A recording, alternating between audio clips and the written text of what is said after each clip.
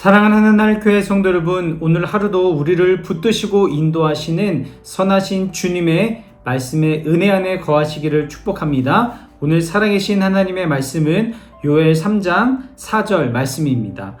두로와 시돈과 블레셋 사방아, 너희가 나와 무슨 상관이 있느냐? 너희가 내게 보복하겠느냐? 만일 내게 보복하면 너희가 보복하는 것을 내가 신속히 너희 머리에 돌리리니. 아멘.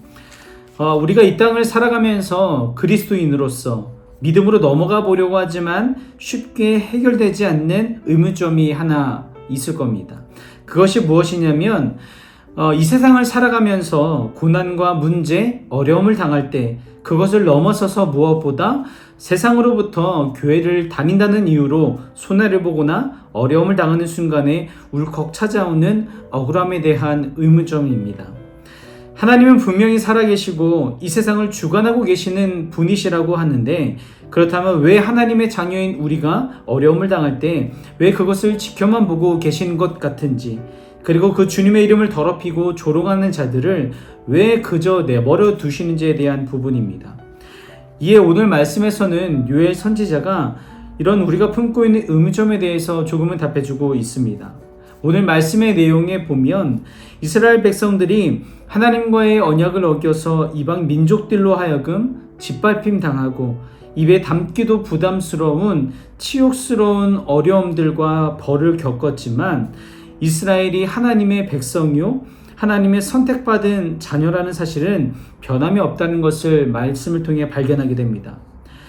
이스라엘을 회복시키시기 위해 그들의 죄를 벌하시고 심판하셨지만, 그들의 회복을 위해 사용하셨던 나라들이 하나님의 이름과 이스라엘을 조롱하는 죄악을 범하자 그들의 죄에 대해서 반드시 심판하겠다고 선언하셨다는 것입니다.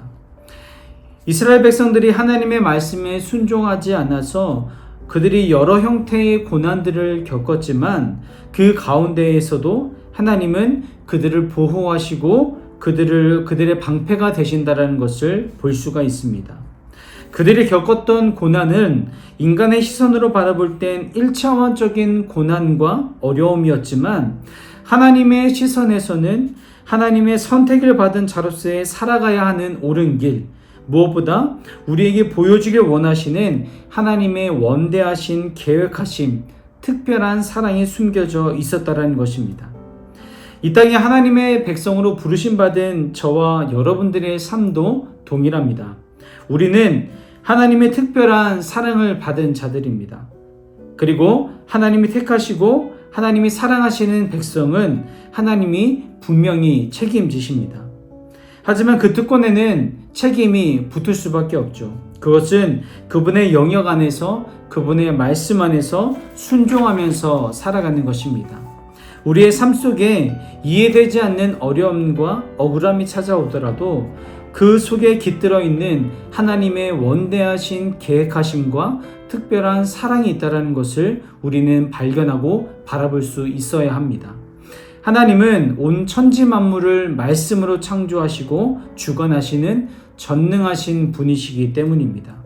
간절히 바라기는 우리 하나님교회 성도님들의 모든 삶의 순간 가운데 전적으로 주관하시고 인도하시고 특별한 사랑을 쏟아부어주고 계시는 그 주님의 말씀을 신뢰하며 그것이 곧 인생 최고의 축복이라는 것을 기억하며 살아가는 복된 삶이 되시기를 주님의 이름으로 축복합니다. 중보기도팀 황은선 집사입니다. 묵상톡 1분 기도. 오늘은 하나일교회 다음 세대를 위해 기도합니다.